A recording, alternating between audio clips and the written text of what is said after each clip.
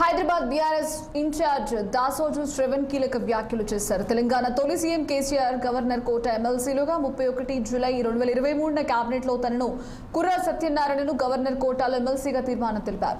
ఆ సమయంలోనే తమను గవర్నర్ కోటాలో ఎమ్మెల్సీగా ఎన్నికైనందుకు శ్రీశైలం వెళ్లామన్నారు. మొక్కు తీర్చుకుని బయటకొచ్చేలోపు తమ గవర్నర్ కోట ఎమ్మెల్సీ రద్దయినట్టు వార్తలు వచ్చాయని చూసి షాక్ అయ్యామన్నారు. 55 రోజుల తర్వాత 25 సెప్టెంబర్ నెలలో గవర్నర్ తమ అభ్యర్థనను తిరస్కరించారు. రాజ్యాంగ ఉల్లంఘన జరిగిందని తాము కోర్టును ఆశ్రయించామని తెలిపారు.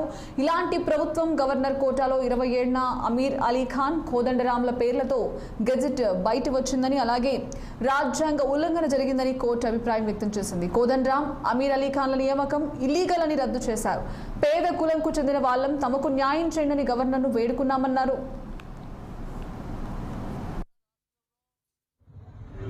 మొట్టమొదటిసారి కౌన్సిల్కి నామినేట్ చేయబడ్డ కులం వ్యక్తిగా నేను. మా కులాన్ని ఫస్ట్ టైం గౌరవ కేసీఆర్ గారు మరి నామినేట్ చేయడం జరిగింది.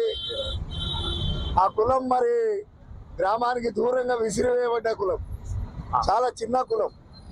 దానికి ఒక అవకాశం ఇచ్చిండు ఆయన.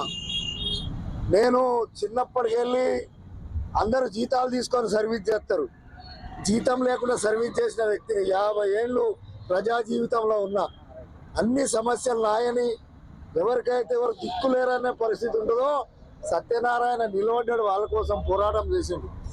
తెలంగాణ రాష్ట్రంలో మొట్టమొదటిసారి కౌన్సిల్కి నామినేట్ చేయబడి